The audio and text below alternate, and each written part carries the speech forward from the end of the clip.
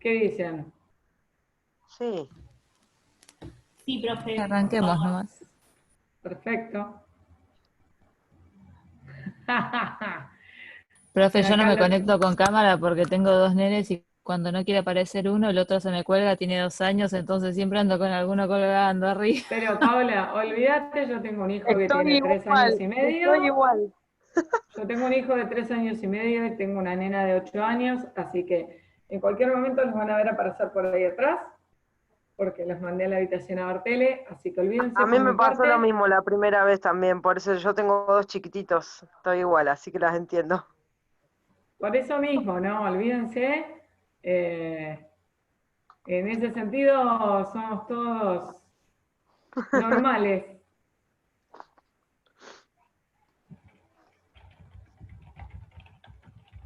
Bueno, les cuento. Vamos a terminar el tema de contrato de agencia. ¿Sí? Déjenme ver una cuestión personal, detalle personal antes que nada, porque estamos analizando también la conveniencia o no de que queden grabadas las clases, porque todos nos tiramos eh, a mirar la clase grabada, y lo cierto es que si estamos todos en cuarentena, si ustedes se pueden conectar, aunque sea sin cámara, pero se pueden conectar, yo entiendo que el que puede conectarse con cámara se puede conectar y se conecta, y hay muchos que dicen no pueden, y bueno, nada, estamos viendo a ver cuál es la conveniencia de que queden grabadas las clases o no, porque muchos directamente van a la clase grabada y no están con nosotros en clase. Pero bueno, denme 5 minutos y arranco.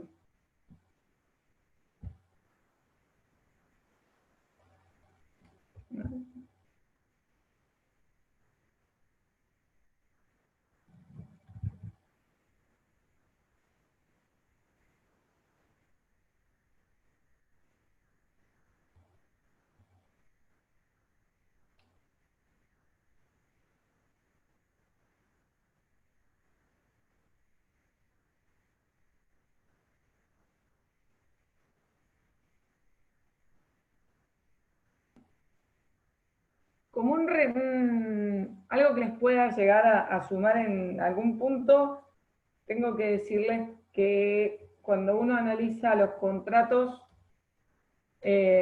muchas veces lo que me sirve a mí, se los paso también, es compararlos. A veces hago hasta cuadros sinópticos cuando les doy clase para ver las diferencias que hay entre uno y el otro. ¿Ustedes cómo vienen con eso? ¿Vienen medio complicados? Yo también estudio así con cuadros, un poco de memoria visual, entonces trato de más o menos ir poniendo todos los contratos, las diferencias, es mi manera, no sé, de estudiar. Y sí, Pero porque uno tiene que ir potenciando lo que le queda más en la cabeza, más fresco. Vamos a ver el tema del contrato de agencia. Como les dije, la primera vez que hablamos de contratos, hoy tienen suerte, y más, Steffi, me vas a entender, si dejaste la facultad con el Código Civil viejo, este sí, código tiene hoy la gran mayoría de los contratos, casi la totalidad, los tiene regulados, entonces es súper pedagógico. Así que aprovechen esta época. Listo, Nati, no pasa nada. Hola, Pablo. Yo les armé, ¿se acuerdan que hace 15 días había armado un PPT y la idea era compartírselos, pero me faltaba la parte de agencia? Así que voy a tratar de compartirles la pantalla para que empecemos a hablar del tema contrato de agencia. ¿Lo ven ahí? Ups, no me aparecieron. ahí se ve. Ahí ¿Se se ve. ve? Perfecto. Bueno, bárbaro. ¿Qué es lo importante? Para el contrato de agencia, lo primero que tienen que pensar es irse al artículo 1479 del Código Civil y Comercial. Yo les puse dos conceptos que salen del Manual de Derecho Comercial de Vítolo. Y dice que es una actividad realizada por aquellos comerciantes o empresarios que en forma independiente por una remuneración manejan negocios ajenos, siempre que tal gestión no constituya el ejercicio de una profesión liberal y de tal manera que dicha actividad se desarrolle en forma permanente. Por otro lado, hay otra definición que dice que el contrato de agencia, como lo leen ahí, constituye una relación contractual considerada estable por la cual una parte llamada agente, sin declinar su autonomía, brinda clientela y contratos al cocontratante, el que se da a llamar proponente o principal. Pero, como si fuera poco, el propio 1479 les da un concepto de contrato de agencia, porque les dice que hay contrato de agencia cuando una parte denominada agente se obliga a promover negocios por cuenta de otra, denominada proponente o empresario, de manera estable, continuada e independiente, sin que medie relación laboral alguna, mediante una retribución. Y agrega que el agente es un intermediario independiente que no asume el riesgo de las operaciones ni representa al proponente. El contrato, también aclara, debe instrumentarse por escrito. Por lo tanto, de la definición tenemos otra vez un montón de conceptos o de características. Primero, las partes, tenés agente y empresario. El contrato se vincula entre agente y empresario. ¿Cuál es la obligación principal del agente? Promover negocios por cuenta del empresario. Él se obliga a promover negocios por cuenta de otro. Cualquiera diría, ¿cuál es la diferencia con el mandato? Con el mandatario, que no lo representa y también suma y surge de este 1479. Esta actividad del agente tiene que tener ciertas características. La estabilidad, porque dice que es de manera estable, y la estabilidad que tiene que estar dada en la promoción de negocios como un criterio de permanencia. La continuidad, porque dice continuada e independiente. La continuidad vista en las tareas del agente, y la independencia, ¿por qué? Porque no lo representa, porque no asume riesgo del empresario, él le propone el negocio. Y van a ver que así como no lo representa, tampoco el empresario va a cubrirle los gastos del desarrollo de su tarea. Por eso yo les aclaré ahí abajo, el agente promueve negocios por cuenta de otro, de manera continuada, estable e independiente, no tiene relación laboral con el proponente, eso es fundamental, no tiene relación laboral ni lo representa, es independiente y no asume el riesgo de las operaciones. Él acerca las partes, él en realidad no es que acerca dos partes en un negocio, él le propone un negocio de un tercero a otro. ¿Sí? Ahora dice, fíjense, la última oración dice que el contrato debe instrumentarse por escrito. Ahora, la gran pregunta sería, ¿por qué el contrato por escrito? Yo les puse acá, porque entre la Filmina 18 y la 19, Filmina, se me cayó en un par de años, perdón. Tenemos ciertas características que hacen a este contrato como tal. La primera es la exclusividad. El artículo 1480, ¿qué nos dice? Que la gente tiene derecho a la exclusividad en el ramo de los negocios, en la zona geográfica o respecto del grupo de personas expresamente determinados en el contrato. O sea, siempre que esté determinado en el contrato, el agente tiene derecho a exclusividad. Ahora, este derecho a exclusividad va a tener ciertas delimitaciones. ¿Cuáles van a ser? Una delimitación material limitada al ámbito de los negocios del empresario, una delimitación geográfica, porque dice, respecto, en el ramo de los negocios, en la zona geográfica es una delimitación claramente geográfica, o respecto del grupo de personas, una delimitación personal. ¿Qué quiere decir con la delimitación personal? Que el empresario no va a poder ofrecer el mismo producto que ofrece el agente al mismo grupo de personas. ¿Qué pasa si se viola este derecho de exclusividad, que es uno de los elementos tipificantes del contrato de agencia? ¿Por qué? Porque los derechos que va a tener el agente van a ser a exclusividad y a la remuneración.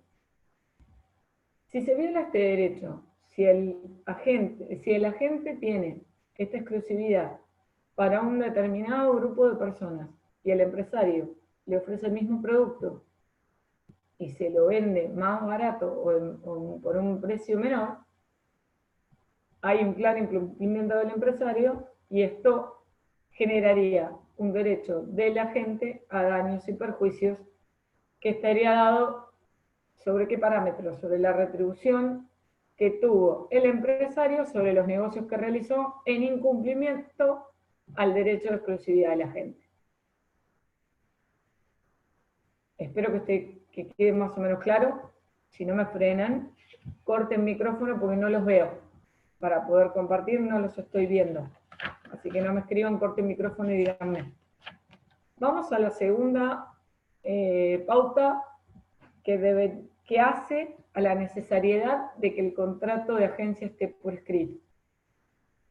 Y está en la no competencia. Dice el artículo 1499 que las partes pueden pactar cláusulas de no competencia del agente para después de la finalización del contrato, si éste prevé la exclusividad del agente en el ramo de negocios del empresario. Son válidas en tanto no excedan de un año y se apliquen a un territorio o grupo de personas que resultan razonables habida cuenta de las circunstancias. ¿Qué nos quieren decir con esta cláusula de no competencia? Fíjense qué didáctico que es este código de por sí. La cláusula de no competencia, primero, las partes pueden pactar cláusulas de no competencia del agente para después de finalización del contrato, para un periodo posterior a la finalización del contrato. Ahora, este periodo tiene una limitación, porque dice el mismo artículo que no puede exceder de un año. Y solo se admite si previamente en el mismo contrato consta la exclusividad del agente en el ramo de negocios del empresario. Ahora, fíjense que también tiene un condicionamiento. Dice, no solo habla del condicionamiento de un año posterior a que termine el contrato de agencia, sino que se aplique en un territorio o grupo de personas que resulten razonables, habida cuenta de las circunstancias. En definitiva, se le prohíbe a la gente, por hasta un año posterior a la finalización del contrato, realizar actividades en competencia con el empresario. Imagínense que una gente que va a una zona determinada, que por el vínculo de confianza propone un negocio en determinado rubro, y de repente termina ese contrato de agencia con el empresario, y sigue vendiendo por ese vínculo de confianza y por esa referencia que se ganó a partir de la identidad por acercar estos negocios, pero de la competencia. Esto no lo puede hacer hasta pasado un año, siempre y cuando haya tenido el derecho de exclusividad. Sigo con otra pauta de... Profesora, Sí, sí. yo estoy en el 1489, pero no me habla de competencia. 1499. Ah, perdón. No pasa nada, no pasa nada. Por eso yo se las puse al final. Pero gracias, porque no los veo, o sea, no sé si ven mi pantalla compartida, si yo los pongo así, los veo, pero no puedo seguir los que les preparé. Entonces no los veo, así que levanten el micrófono. Una tercera pauta que tiene que estar establecida en el contrato por escrito está en la remuneración. Yo que les dije, y voy por acá, que el agente tiene derecho a la exclusividad y tiene derecho a la remuneración. Ahora, para la remuneración, fíjense que tenemos que analizar artículos 1486, 1487, 1488 y 1489. El 1486 dice que si no hay un pacto expreso, la remuneración del agente es una comisión variable según el volumen o valor de los actos y contratos promovidos y en su caso concluidos por el agente conforme los usos y prácticas del lugar de actuación del agente. Sigue. El 1487 va a establecer una base para el cálculo. Ahora los vamos a ver. El 1488 nos afirma que el derecho a la comisión surge al momento de la conclusión del contrato con el tercero y del pago del precio al empresario, y la comisión debe ser liquidada a la gente dentro de los 20 días hábiles contados a partir del pago total o parcial del precio al empresario. Cuando la actuación del agente se limitó a la promoción del contrato, la orden transmitida al empresario se presume aceptada a los fines de derecho a percibir la remuneración, excepto rechazo o reserva formulada por este en el término previsto en el artículo 1484, inciso D. Y finalmente, en 1489, que les comentaba que habla de condiciones también en materia de remuneración, dice que la cláusula que subordina la percepción de la remuneración en todo o en parte a la ejecución del contrato es válida si ha sido expresamente pactado.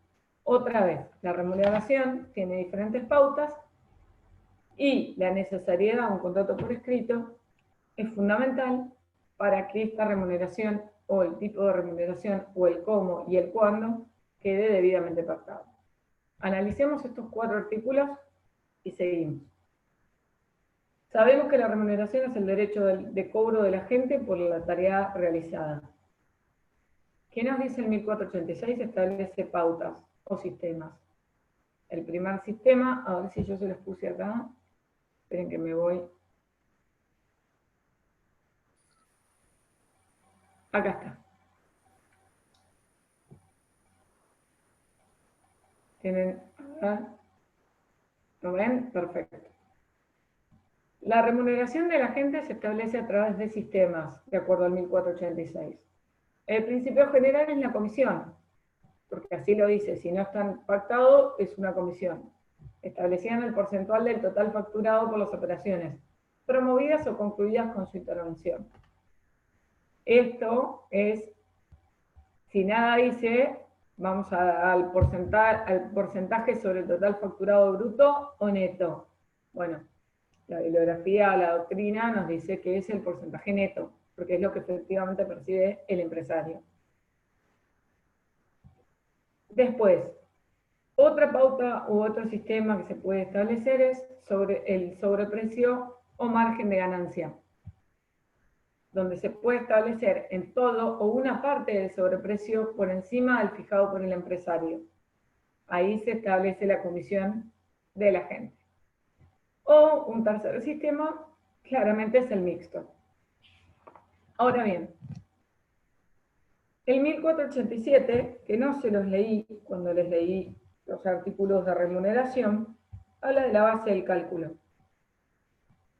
Y dice que cualquiera sea la forma de retribución pactada, la gente tiene derecho a percibirla por las operaciones concluidas con su intervención durante la vigencia del contrato de agencia y siempre que el precio sea cobrado por el empresario.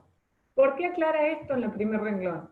Porque antes de la sanción del Código Civil y Comercial, la comisión se le debía a la gente desde que el negocio se celebraba. Hoy, con el Código Civil y Comercial, la gente tiene derecho a la comisión si el negocio se concluye y se cobra. Ahora bien, dice, en las mismas condiciones también tiene derecho. Uy, apreté algo mal. Si existen operaciones concluidas con posterioridad a la finalización del contrato de agencia, si el contrato se concluye con un cliente que la gente presentara anteriormente para un negocio análogo, siempre que no haya otro agente con derecho a remuneración, si el agente tiene exclusividad por una zona geográfica o para un determinado de personas, para un grupo determinado de personas, cuando el contrato se concluye con una persona perteneciente a dicha zona o grupo, aunque la gente no lo promueva, excepto pacto especial y expresión contraria. Esto que lo leí está en esta pantalla que están viendo en este momento. O sea, yo les puse un poquito a modo de resumen. Primero, tiene que estar determinado en el contrato. Es un porcentaje sobre la facturación neta. Pero también va a tener derecho a cobrar sobre todas las operaciones concluidas con su intervención, porque puede que haya intervenido en operaciones y que se concluyan las mismas luego de la vigencia del contrato de agencia.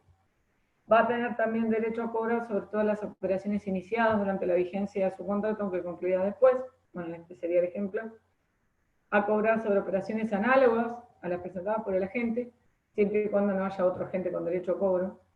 Y les puse como cuarto punto a cobrar la indemnización por violación al derecho de exclusividad, que era un poco lo que les hablaba hace un ratito. salvo reserva hecha por el empresario por pacto especial expreso. Pero quiero volver acá, porque hay 3 puntos más, que lo van a ver acá, referentes al por qué el código entiende que el contrato tiene que estar por escrito. Y así lo dijo en el 1479. El preaviso. ¿Qué pasa con el tema del preaviso? El contrato, el contrato de agencia, como regla general, es de plazo indeterminado, salvo pacto contrario. Ahora bien, si pactaron un vencimiento del plazo, pero continúan con la tarea, o sea, le dan una continuación de hecho posterior a ese vencimiento calendario, se presume que el contrato de agencia que tenía plazo determinado se vuelve indeterminado.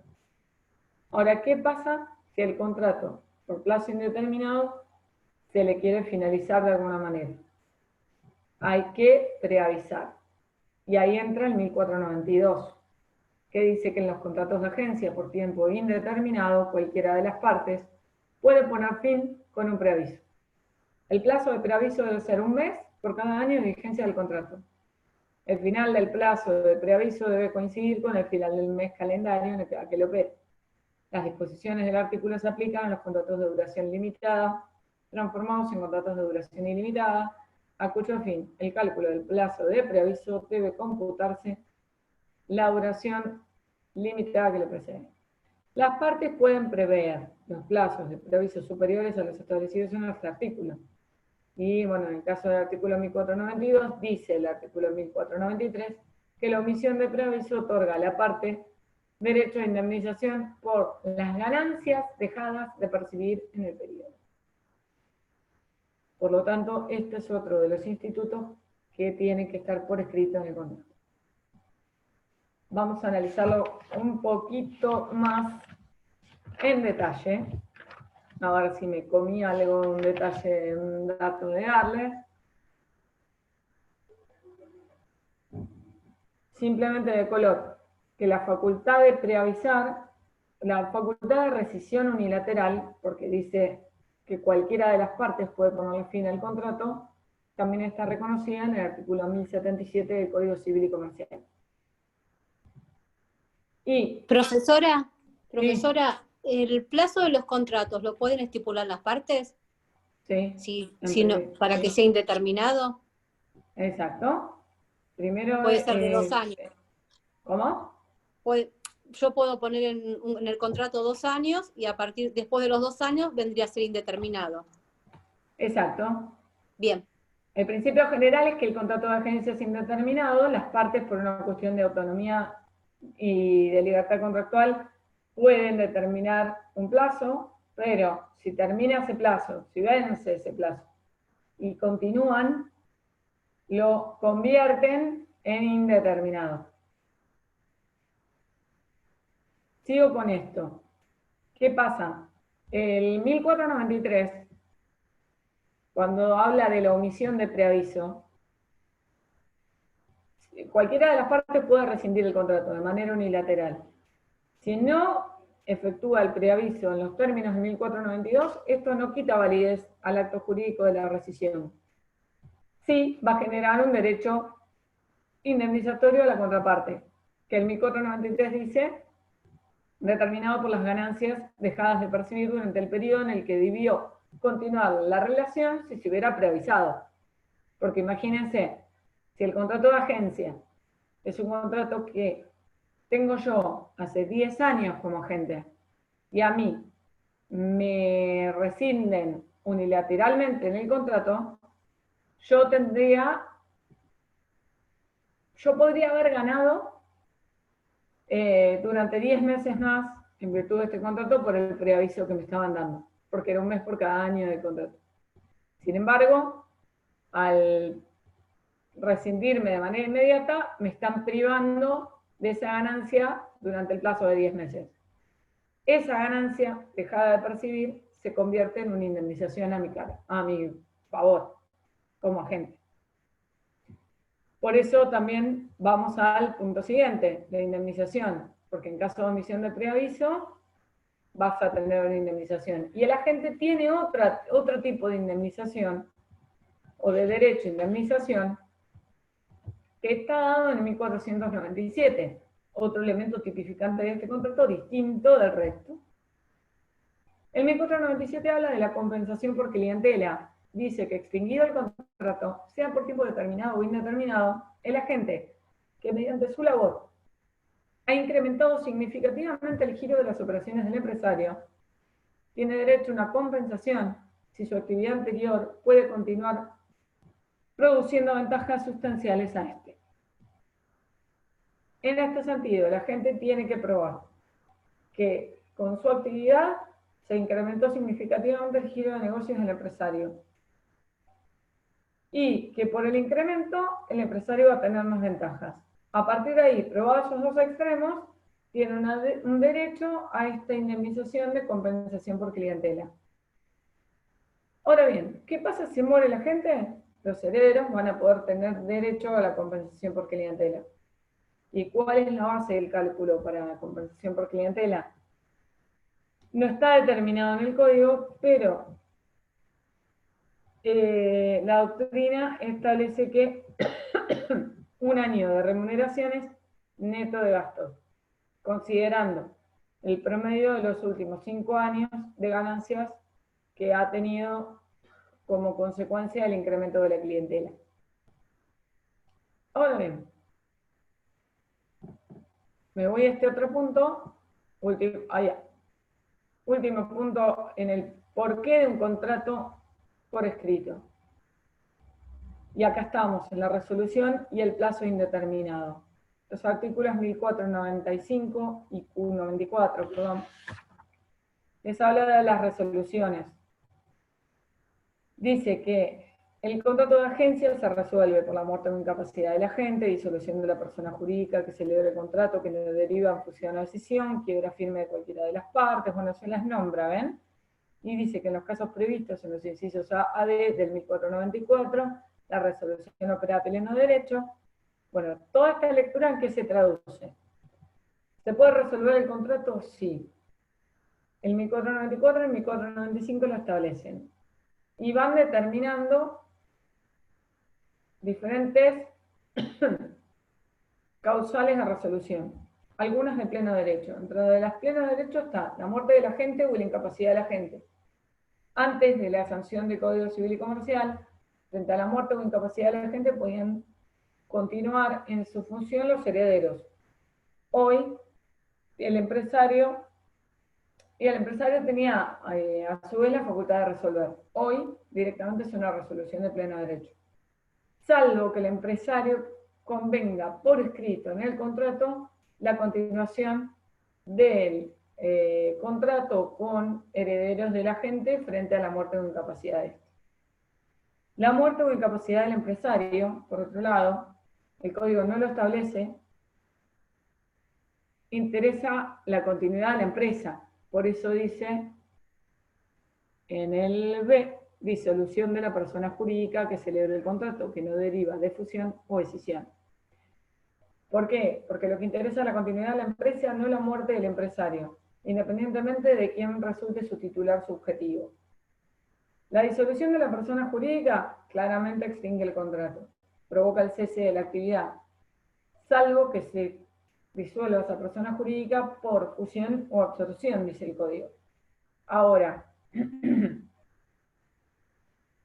si la persona jurídica es el empresario que se disuelve, se le tiene que pagar a la gente los trabajos realizados proporcionalmente al estado de la concreción, más los daños o perjuicios en los que el agente se vea víctima por la resolución del contrato o la ruptura del vínculo.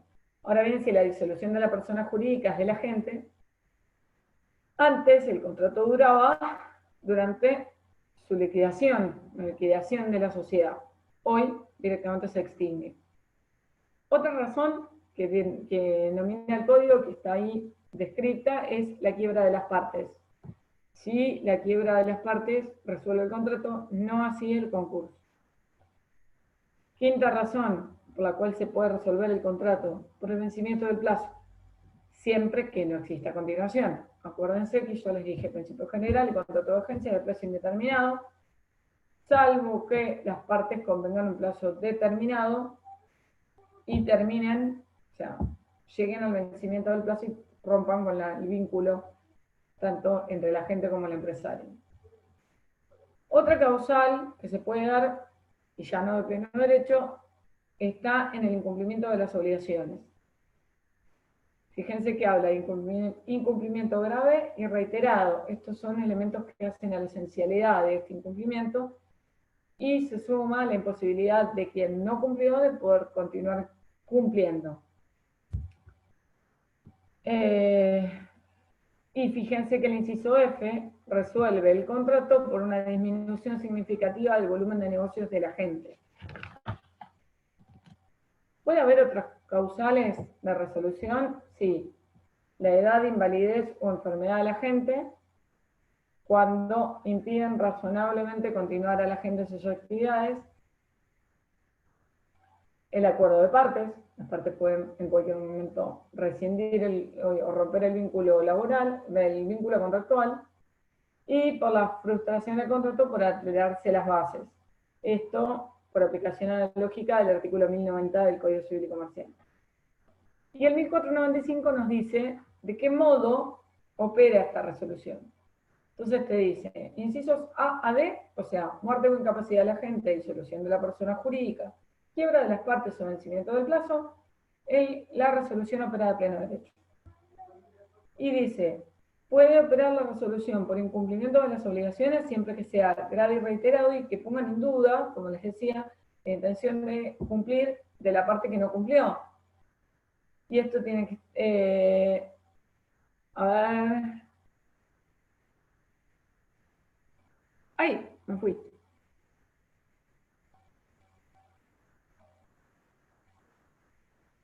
Bueno, sigo y después los retomo por las dudas.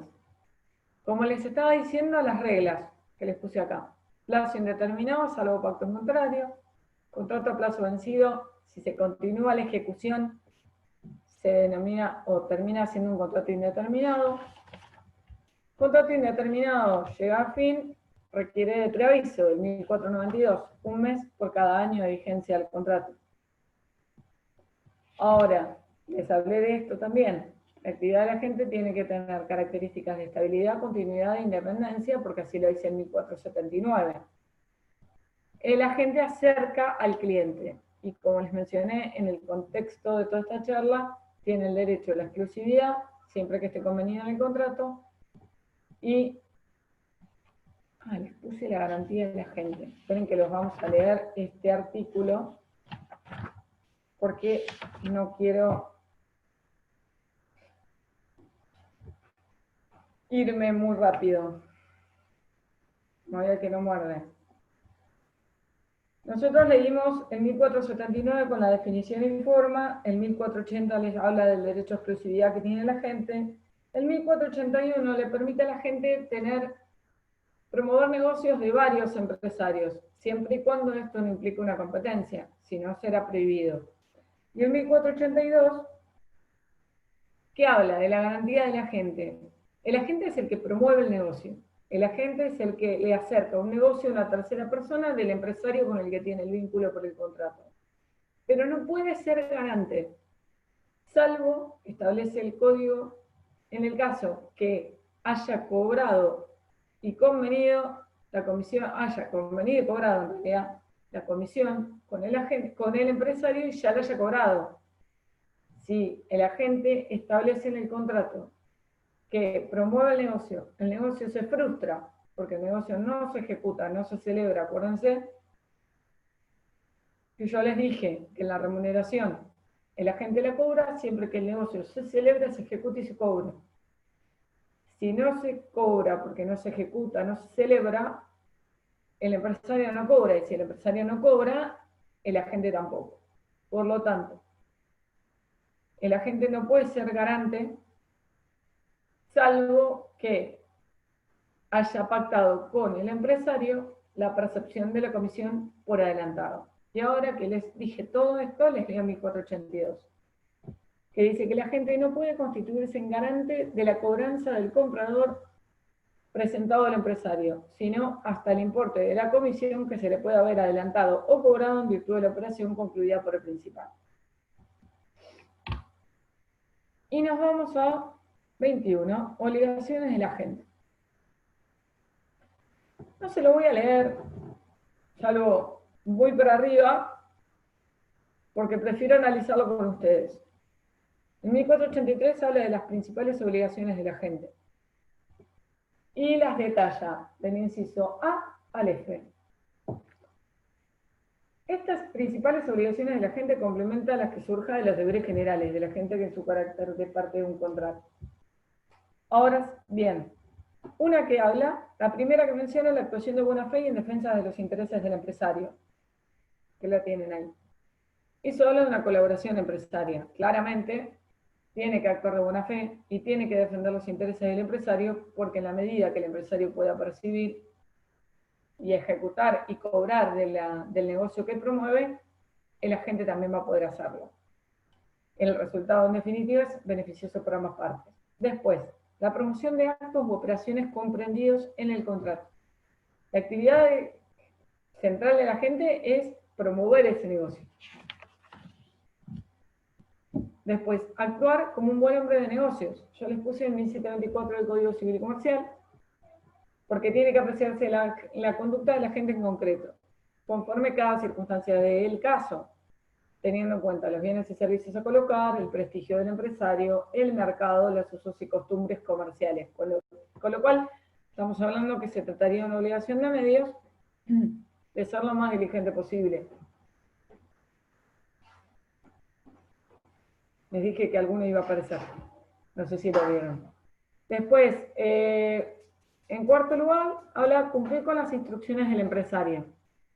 Esto deviene un tanto evidente. Él promueve el negocio que el empresario le acerca en los términos y con los alcances y los límites que el empresario le establece.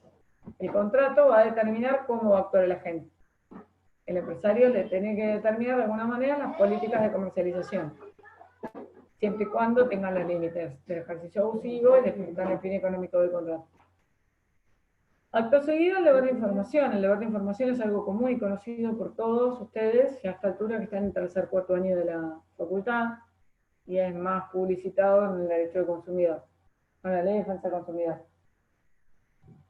¿Por dónde va a estar el deber de información? Yo se los puse ahí. Sobre los negocios que promueve respecto de las circunstancias de los bienes y servicios que promueven, sobre cuestiones de mercado. ¿Por qué? Con el fin de poder colocar mejor los bienes, por ejemplo, los potenciales consumidores o los requisitos del mercado, y esto debe ser interpretado con prudencia, más un deber de lealtad con relación al empresario. Esto tiene que diferenciarse de asesorarlo sobre el mercado. No es un asesoramiento.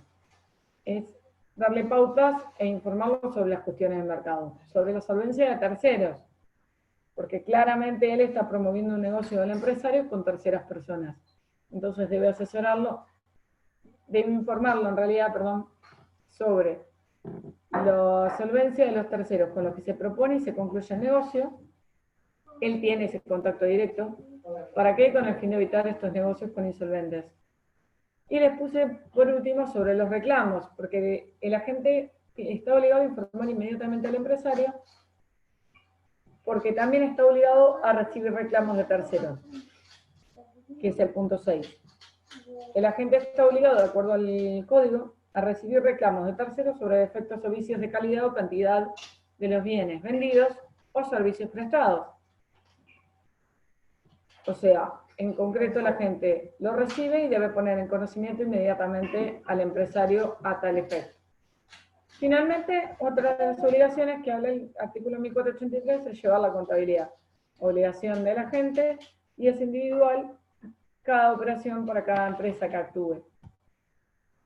¿Y esto por qué? Por lo que hablamos de las características de la profesionalidad, de la independencia de la gente, que hace que tenga que soportar los gastos de su desarrollo profesional, como así lo dice el 1400, ¿para qué? Ya lo busco. Manquenme un minuto.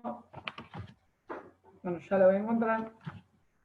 Ah, el 1490. En el carácter autónomo que tiene la gente, tiene que soportar los gastos, desarrollarse independientemente, de manera estable y continuada, y a ese efecto, como puede promocionar negocios de varios empresarios, tiene la obligación de llevar la contabilidad.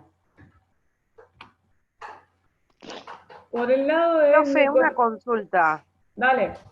Perdón, porque la recontra... Sí, no, Steffi, interrúmpame porque no los veo, entonces yo no los Ejemplo, veo y sigo.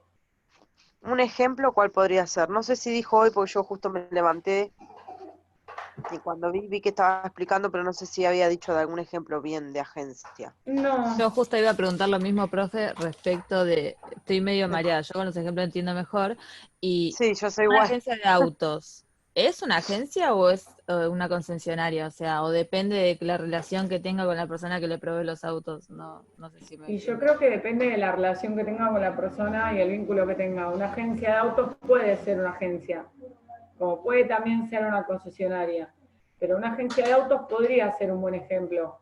¿Por qué? Porque una agencia oficial, a ver, vamos a pensar entre todos, que el ejemplo nos puede servir les puede servir a Por todos. ejemplo, un viajante, yo tengo a mi cuñado que él es viajante.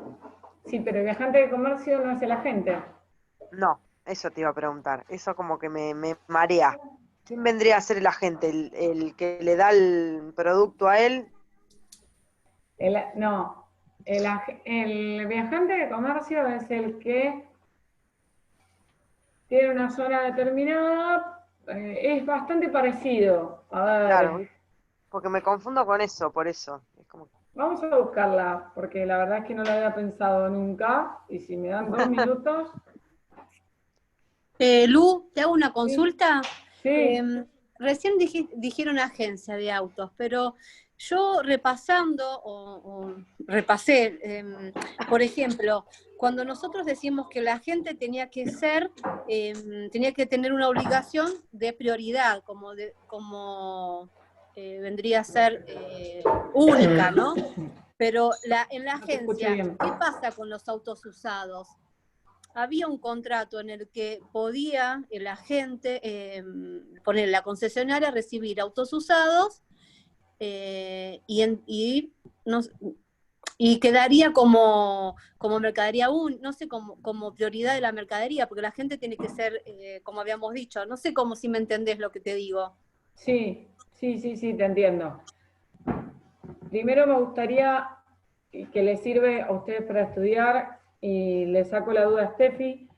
La diferencia más importante que tiene agente de comercio y viajante de comercio es que el agente de comercio es un comerciante, Claro, es una persona que puede ser un empresario que como tal tiene que llevar la contabilidad, mientras que el viajante de comercio tiene una relación laboral, es un empleado de la persona para la cual está haciendo esas tareas.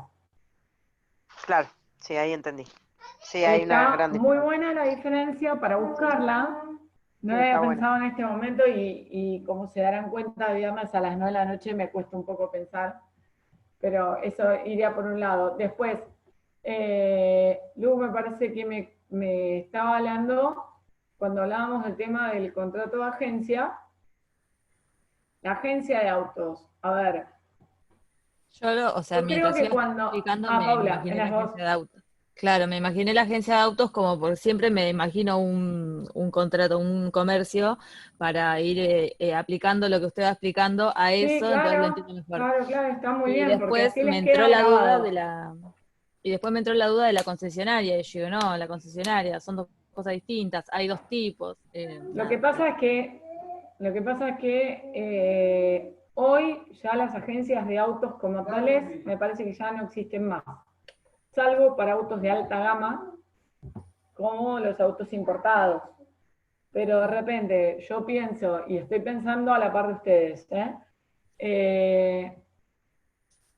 las agencias que ya empiezan a tomar autos usados, salvo que esté previsto en el contrato, que eso es otro de los elementos que se define en el contrato de agencia, que esté previsto estas cláusulas y que la necesidad del contrato por escrito, para hacer una agencia que tome estos autos usados, el agente tiene que tener ese derecho o tiene que tener eso previsto expresamente en el contrato de agencia. Pero pienso, por ejemplo, Audi, que es agencia,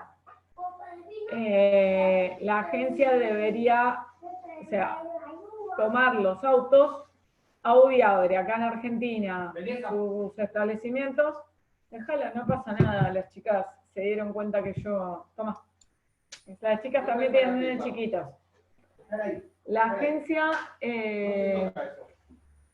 o sea, Audi se abre en Argentina como agencia Audi Argentina, como persona comerciante, lleva libros, lleva adelante los gastos por la manera independiente de desarrollar sus tareas, establece una comisión con Audi Alemania y recibe los autos para la venta.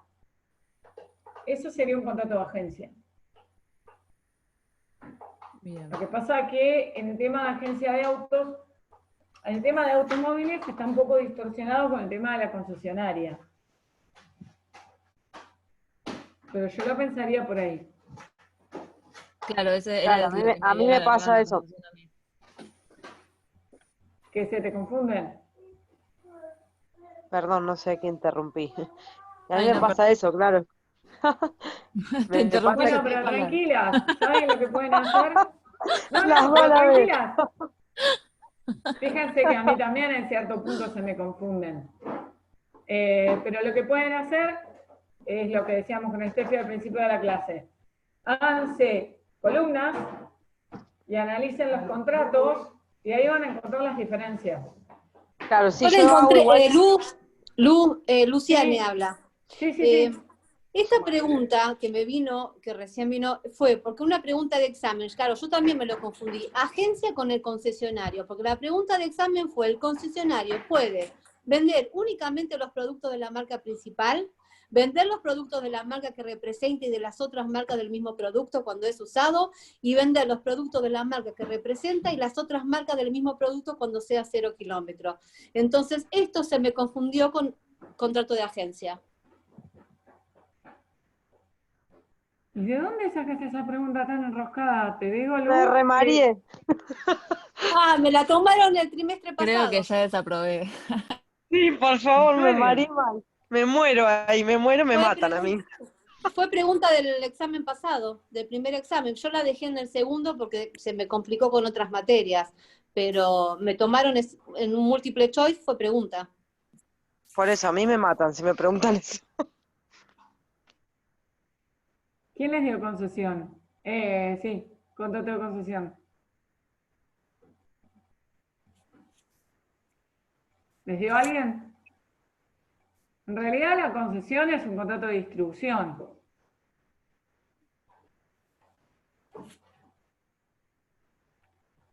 Claro, pero yo me lo confundí con agencia cuando me dijeron de la agencia de autos, se me vino esto de los productos de la agencia del auto con el concesionario y se me hizo un mezclolete. Sí, pero fíjense que yo entiendo que en el contrato de agencia, acuérdense que otro elemento que también es bastante tipificante, uno acerca un negocio. El agente acerca el negocio. El agente me propone a mí la venta del auto.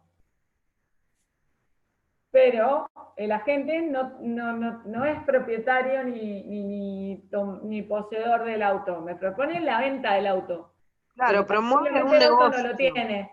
Y en la concesión ocurre que el concesionario toma el auto, compra el auto para poder revenderlo.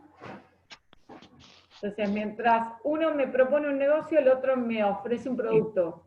Claro, y acá ponerle la gente no representa a nadie. No. Por eso, claro, ahí sí, ahí entendí. Gracias, Lu, perfecto. ¿Les quedó Gracias. claro? Sí, Igual profe, les gracias. recomiendo Sí. siempre háganse la columnita, porque van analizándolo uno a uno y se les va clarificando más. Sí, tal cual. ¿Sí? Van a andar bien, van a andar bien. Yo les tengo fe. ¿Siguen mirando esto? ¿Siguen viendo mi pantalla, no? Sí, Queda Sí, sí, poquito. te vemos. Ok. Dentro de las obligaciones del empresario yo les puse 1484, que dice actuar de buena fe y realizar actividades que permitan actividades de la gente. ¿Por qué? Porque no solo le tira al balurdo de promover un negocio, sino que le tiene que brindar facilidades para que el negocio se termine concretando en interés de los dos. Actuar de buena fe de la misma manera que la gente. Y fundamental el número 2, que es el deber de información. Yo les puse entregar muestras y catálogos sobre la aceptación o rechazo de la propuesta, sobre la ejecución del negocio. Entregar muestras y catálogos, ¿por qué? Porque la gente tiene que vender algo que le propone. Y para proponer el negocio lo tiene que publicitar, entonces necesita que el empresario le dé muestras y catálogos. Sobre la aceptación o rechazo de la propuesta, porque en la medida que acepta o rechaza la propuesta del negocio del empresario, el negocio se concreta o no y el agente cobra. Entonces, ¿qué dice el 1484? La aceptación o rechazo de la propuesta tiene que ser dentro de los 15 días hábiles y le genera, por supuesto, a la gente el derecho a comisión. Sobre la ejecución del negocio propuesto, igual plazo que el anterior, se debe informar a la gente si el negocio se ejecutó total o parcialmente o no se ejecutó, porque a partir de ahí se devenga la comisión de la gente. Y por supuesto que la obligación número 3 es el pago de la remuneración a la gente, claramente. Yo les había puesto a continuación esta, que un poquito la vimos, solamente me queda charlar con ustedes la parte de arriba, que quedó claro. El 1485 deja claro que la gente no representa al empresario y deja salvo una excepción, que teniendo poder especial de cobro. Ahora, el agente con poder especial de cobro puede representar en el cobro del empresario, pero no por eso puede renunciar a derechos del empresario ofreciendo quitas o plazos adicionales. Eso dice el 1485. Fíjense, se los leo cortito. Dice que la gente no representa al empresario a los fines de la conclusión y ejecución de los contratos en los que actúa, excepto para recibir las reclamaciones de terceros previstos en el 1483. Acuérdense, el 1483 decía que una de las obligaciones del agente es recibir los reclamos por defectos o vicios de los productos o servicios prestados. Y dice que la gente debe tener poder especial para cobrar los créditos resultantes de su gestión, pero en ningún caso puede conceder quitas o esperas, ni consentir acuerdos, desistimientos o avenimientos concursales sin facultades expresas de carácter especial en las que conste en forma específica el monto de la quita o el plazo de la espera. Se prohíbe a la gente desistir de la cobranza de un crédito del empresario en forma total o parcial.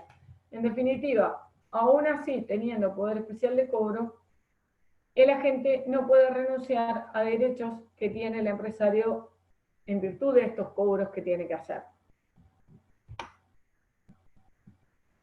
Y les hablé del ordenamiento de la comisión. ¿Por qué? Porque antes, ya se los mencioné, la comisión se debía desde que se celebraba el contrato, desde que se celebraba el negocio, perdónenme, y desde que se ejecutaba. Perdón, profesora. Desde que se ejecutaba. Hola. Hola, perdón, no tengo la cámara porque no me anda. No pasa nada, decime. Perdón, estuve pensando sobre un ejemplo práctico, me quedé un poquito con eso. Dale.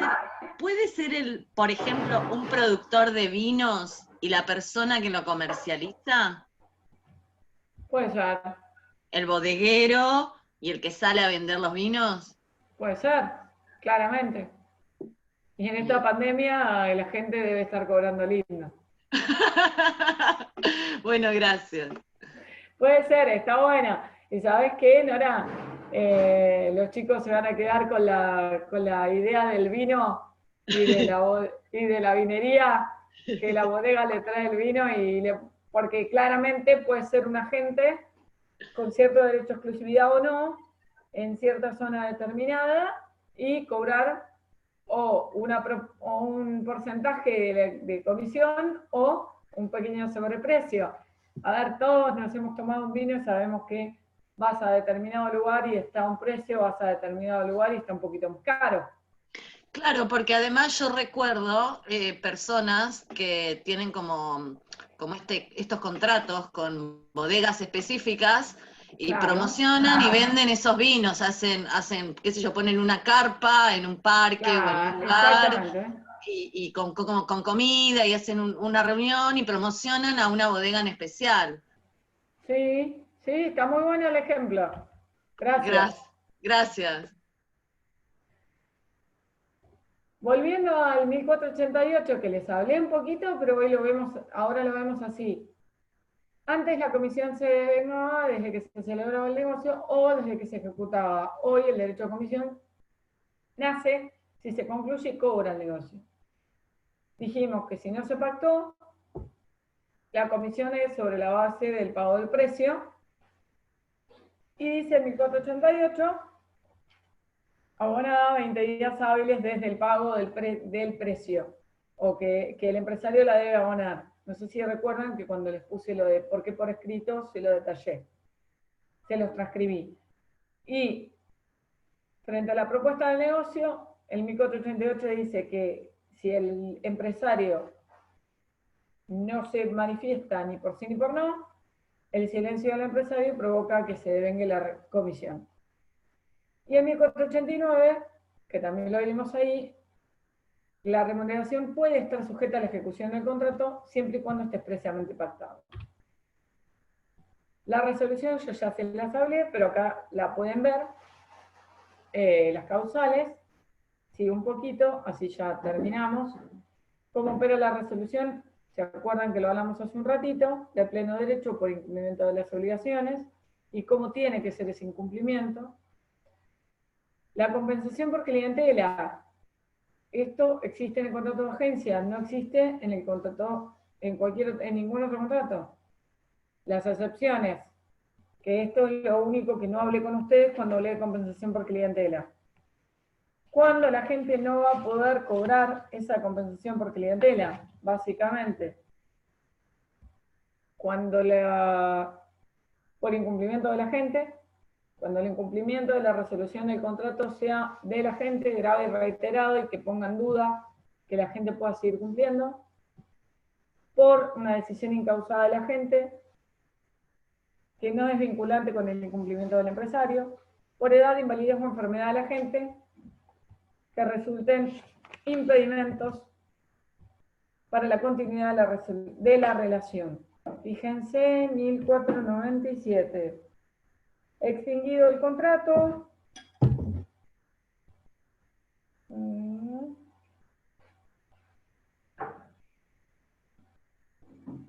lo único que les agrego del 1497, que les habla de cómo es la compensación por clientela y cómo se tiene que calcular.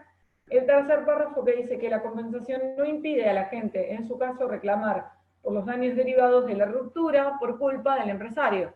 Con lo cual, frente a la ruptura del contrato por culpa del empresario y que sea sin el preaviso suficiente, el agente tendría derecho a la indemnización sustitutiva de ese preaviso dada por las ganancias dejadas de percibir durante el plazo del preaviso. Número 2, a la compensación por clientela, y número 3, podría reclamar los daños y perjuicios por la ruptura por culpa del empresario. Y finalmente, esto que ya se los mencioné, es la cláusula de no competencia, 1499, que la no competencia es del agente, que tiene que ser por un periodo posterior a la finalización del contrato, siempre que tenga el derecho de exclusividad, que esta cláusula de no competencia no puede ser de un año, y solo se admite si se refiere al ámbito que actuó la agente. Se prohíbe a la agente, hasta por un año posterior a la finalización del contrato, realizar actividades en competencia con el empresario, claramente. Y con los límites temporales de actividades y circunstancias del caso, siempre que sea razonable. Bueno, a ver, quiero dejar de compartir. está complicado y ya me termina pidiendo a mi hija que me dé bola. Que me permite. ¿Entendieron hasta acá todo lo que es contrato de agencia? Cuéntenme un poco. ¿Les quedó alguna duda? Bien, bien, profe, re claro. ¿Sí? Sí, sí. Bueno, me alegro mucho. Ahí está. Bueno, viernes que viene en principio no tiene clase, así aprovechenlo a full, métanle toda esta semana, cualquier cosa me mandan mensaje, háganme caso. Jeje, bien, mirá, hay un amiguito ahí, mirá, asomate, decile hola. Hola, decile. No. Ahí está. Yo sé que es un esfuerzo grande. Está totalmente, lo que está demostrando está totalmente reflejado en lo que somos todas las madres, así, todos los días, igual. La felicito. Tranquilos, les va a ir muy bien. Y cualquier cosa me escriben, no lo duden, pero hagan caso de la sugerencia que decimos con Steffi y háganse el cuadro sinóptico en la medida que vayan viendo elementos tipificantes de cada contrato, porque eso les va a permitir también distinguirlos y puede llegar a ser un plus para tener bien en claro los conceptos. ¿Sí? Sí, No le verdad. tengan miedo al multiple choice. Y nos veremos, espero verlos